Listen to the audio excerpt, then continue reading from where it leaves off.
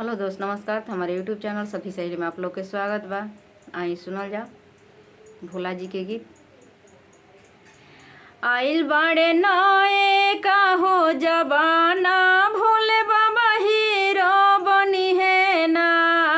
आइल बाड़े नए का हो जबाना, भोले बाबा हीरो बनी है ना।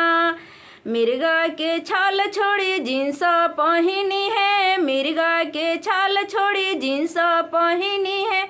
आइल बाड़े नए का हो जबाना, भोले बाबा हीरो बनी है ना।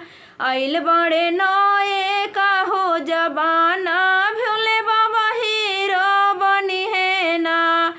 बसहा के छोड़ हीरो हुंडा पर चढ़ी है, बसहा के छोड़ हीरो हुंडा पर चढ़ी है। आइल बाड़े नए का हो जबाना, भोले बाबा हीरो बनी है ना।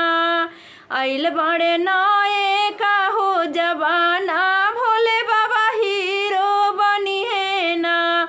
भंगिया के छोड़ भोला खोवा ही खाई है, भंगिया के छोड़ भोला खोवा ही खाई है।